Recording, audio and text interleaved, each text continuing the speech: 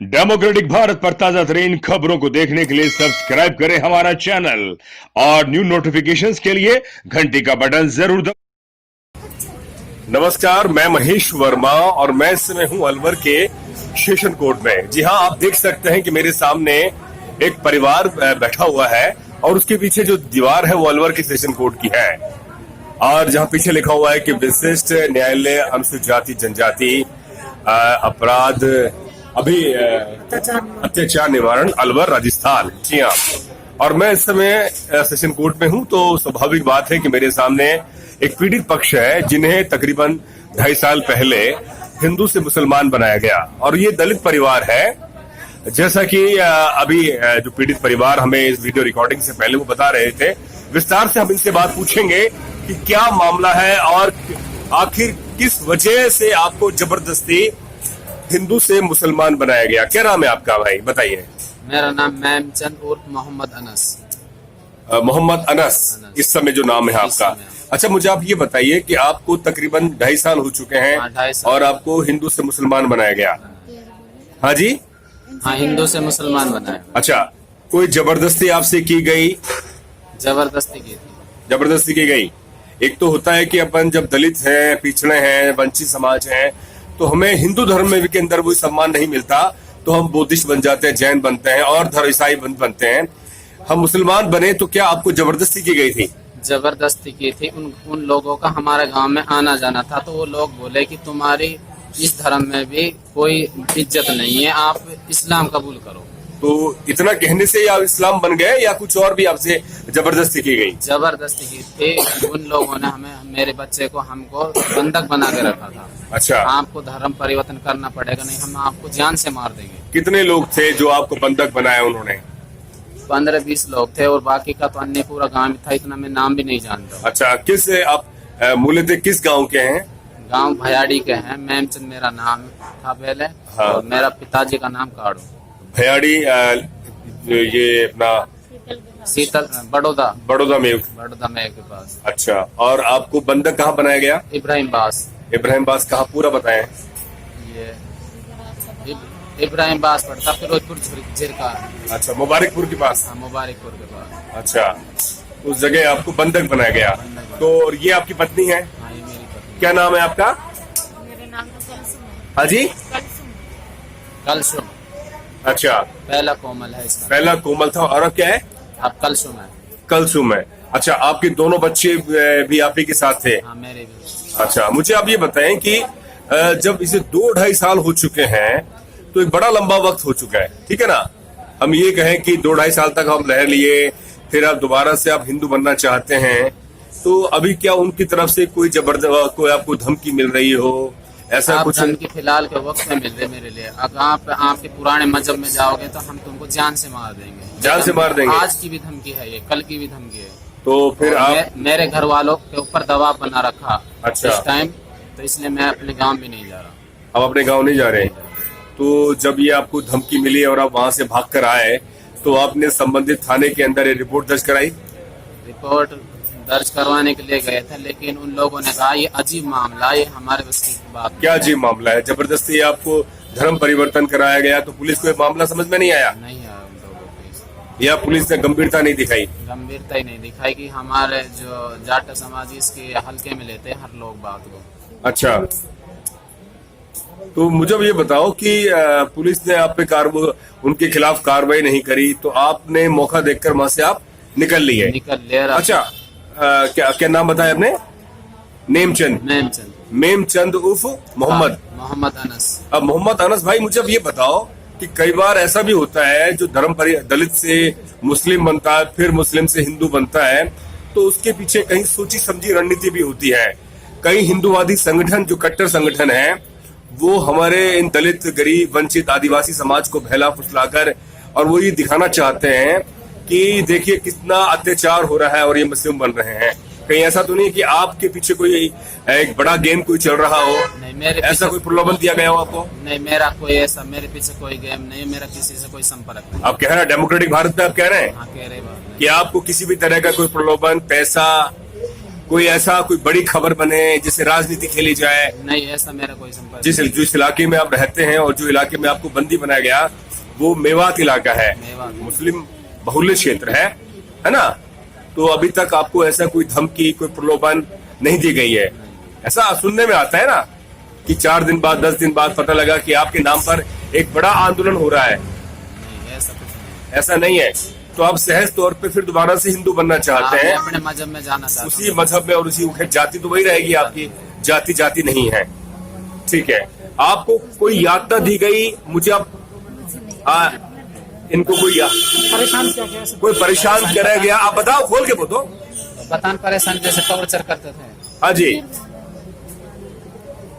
आप बताओ। मेरे से कहते थे कि आप जब हम मुसलमान बन गए कि आपकी बीबी से हम सारे संबंध बनाएंगे जब आप पक्का मुसलमान होंगे। अच्छा, उन्होंने ये कहा था? हाँ। अच्छा। इसलिए मैंने उधर से भागकर अपनी जान बचाई, मैं उधर से भाग गया। अच्छा, जब आप 2.5 साल वहां रहे, उन 2.5 सालों में आपके किस तरह की यात्रा, किस तरह का आप पर धमकी दी गई? कोई ऐसा कुछ बता सकते हैं? मेरे को तो उन्होंने जाने क्या क्या खिलाया, आप के अंडर में रखा, जमात में भेजा। अच्छा, और अरब भी भेजा था उन लोगों ने। मेरे आपको को अरब भेजा है? हाँ, अरब भी भेजा था मेरे को। तो उन लोगों ने घर रहने नहीं दिया ना। अच्छा। रात को नहीं ले गए थे, 12 बजे उस दिन जो मैंने देखा था जो अच्छा। खेतों में ले गए थे जो मारने के लिए। हाँ? ये तो अभी 1.5 महीना पहले बात है। 4 जने ले गए थे मेरे को। उन लोगों को ये पता लगा कि ये वापसी अपने मजहब में जा रहे थे, इसलिए 4-5 लोग मेरे को ले गए थे। अच्छा, और मेरे से वहाँ पर पैसे भी मांगे थे और मेरे को मारने की धमकी दी थी। मारने की धमकी दी गई थी। तो मामला, पुलिस ने आपकी बात नहीं सुनी, आप कोर्ट में आए हैं और यहाँ पर आप आदेश निकाल दिए गए हैं, है ना? चलिए, हम इस पर नजर रखेंगे। उन लोगों ने मेरा जबरदस्त खतना भी करवाया था। अच्छा, आपका खतना भी कराया? अब आपके बच्चों का? नहीं, उनका तो नहीं, मेरा करवाया था। आपका करवाया है? रशीद और शब्बीर ने जबरदस्ती खतना करवाया था। कौन, क्या नाम बताया आपने? रशीद पुत्र इब्राहिम, हाँ। शब्बीर अच्छा। सन ऑफ ये इस्माइल। रहने वाले कहाँ के हैं? ये भी इब्राहिम बास के। इब्राहिम बास फिरोजपुर जिले का मुबारकपुर, वो हरियाणा। हरियाणा पड़, हाँ वो बॉर्डर हरियाणा पड़ता है, सही बात है, हरियाणा के। महेंद्र जी, ये मामला आपके सामने आया है, ये बहुत ही गंभीर मामला है और आपको मालूम है कि इस समय देश के अंदर जो आबो हवा है वो हिंदू मुसलमान बनी हुई है। ये कहीं मुझे ऐसा भी लगता है कि कई बार इस तरह के मामलों के पीछे कई ऐसे संगठन होते हैं जो अपनी राजनीतिक गोटियां खेलते हैं, जैसे कि उन्हें मना कर रहे हैं। तो जैसा कि ये कह रहे हैं कि पुलिस ने इनकी बात नहीं सुनी, एफआईआर दर्ज नहीं करी और उन्हें वो मामला समझ में नहीं आया। अब कोर्ट में आए तो अब क्या आगे कार्रवाई होगी? देखो, कोर्ट न्यायालय श्रीमान ने इनके आदेश किए हैं। हाँ। और ये संबंधित जांच के आदेश कर दिए, फर्दर जो कर इनकी जांच होगी और उच्च लेवल के अधिकारी इनकी जांच करेंगे। ठीक है। और जो तथ्य जो इनके पाए गए जो भी हैं, वो सारे जो तथ्यों को देख करके जो अगर सत्यता पाई गई तो उनके खिलाफ न्यायालय के समक्ष चालान पेश होने की संभावना है। जी जी। और रही बात इसकी कि ऊपर का ये जो बता रहे हैं कि गिरोह टाइप का, हाँ। तो शायद किस गिरोह का हाथ भी हो सकता है और नहीं भी, क्योंकि कुछ लोगों की जो मानसिकता होती है कि भाई मतलब जाति धर्म पे होती है विशेष, उसको मतलब ऑब्जर्व करने की होती है, भाई इसको हम इस कम्युनिटी से इस कम्युनिटी में मिला लें। और कुछ होगी कि भाई इस प्रकार से भाई कुछ तो इसके साथ हुआ है, अन्याय हुआ है, जब ये न्यायालय तक श्रीमान तक यहाँ पहुँच पाए। किन अभी आप कह रहे हैं कि अभी इसमें जांच होगी, जांच के बाद में ये पूरा तो किन धाराओं के तहत मामला दर्ज हुआ है, कुछ जानकारी है? दर्ज इसमें क्या है कि अब यहाँ से आदेश हुए हैं। अच्छा, आदेश हुए हैं। जबरन जैसे इसको मुलजिम बनाने के आदेश है और जो भी इसको बंधक बना के रखना, जो इसकी महिला के साथ जो भी अत्याचार क्रूरता का जो व्यवहार करना, हाँ। और ऐसे स्टेट इस प्रकार की जो धाराएं वो सबमिट की जाएंगी, उसी के हिसाब से इनकी जांच चलेगी। अच्छा, जैसे कि कह रहे हैं कि पुलिस ने उनकी बात को नहीं सुना, एफआईआर दर्ज नहीं करी, तो क्या पुलिस के जो थाना अधिकारी है, सर्किल इंचार्ज है, उनके खिलाफ भी कोई आदेश यहाँ से निकाला है? नहीं, ऐसा कोई आदेश नहीं है अभी भाई, क्योंकि मामला उनके समझ में नहीं आता। अच्छा, समझ में नहीं आया। इस प्रकार का मामला मतलब अपराध आया है तो उनके ये नहीं बैठ पाया कि भाई इसकी मतलब किस तथ्य से कैसे हम वो करें। अच्छा, अब ये यहाँ अदालत में आए हैं, अदालत के द्वारा भी जो भी जांच अधिकारी जो आएंगे सामने और उच्च लेवल के जो अधिकारी जो जांच करेंगे वो क्लियर कर देगा इस चीज को। क्लियर कर दीजिए। हाँ जी। आपने पूछा कि भाई कोई संगठन का तो हाथ नहीं है हाँ। पूरे बढ़ावा देने के लिए। हाँ। हमने ये चीज इनसे पहले पूछी है बिल्कुल कि आप किसी के कंधे पे बंदूक तो नहीं चला जाए। हाँ, ये हो सकता है। आपका तर्क बिल्कुल सही है और हमें भी लगा कि ऐसा तो नहीं है कहीं। 1.5-2 साल का मामला हो गया और 2.5 साल हो गए। आप चुपचाप बैठे हुए थे। हमने पूरी बातें इनसे पूछी कि आप कोर्ट में आए हैं तो हम आपकी पैरवी ईमानदारी से करेंगे, लेकिन हमारे ईमानदारी के साथ तथ्य भी ईमानदारी है।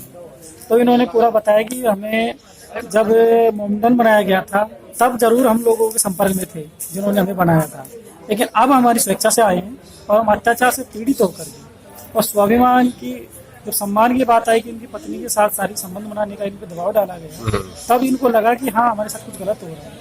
तब जाके कोर्ट की शरण में आए हैं और ये न्याय के लिए यहाँ पर आए और इसमें किसी तरह का कोई दबाव या किस तरह का कोई प्रलोभन या किस तरह का किसी दूसरे का हाथ आने की संभावना हमें नहीं लगती। नहीं, अभी जैसा कि जानकारी सामने नहीं है आ रही है।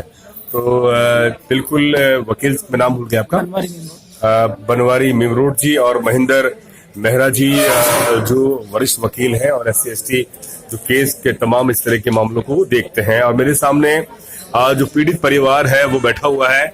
उन्होंने अपनी पीड़ा को डेमोक्रेटिक भारत के माध्यम से इजहार किया है, जाहिर किया है और उनका कहना है कि बहुत जल्दी इस पर जो न्यायालय और वो जो संबंधित थाना है उसकी पूरी जांच करे, जैसा कि ये पूरी तरह से कॉन्फिडेंट है कि जब ये उन्हें जबरदस्ती ले जाया गया था, उन्हें कहा गया था कि आपके धर्म के अंदर आपको सम्मान नहीं मिलता, हम आपको मुस्लिम जान मान सुरक्षा की मांग करने के लिए आज यहाँ पे उपस्थित है। आज ही यहाँ पर आए हैं। इनका जान मान का सुरक्षा बना हुआ है, डर बना हुआ है, इसलिए सुरक्षा की मांग करते हैं आज आपके माध्यम से, ताकि इनके जान मान की रक्षा की जाए।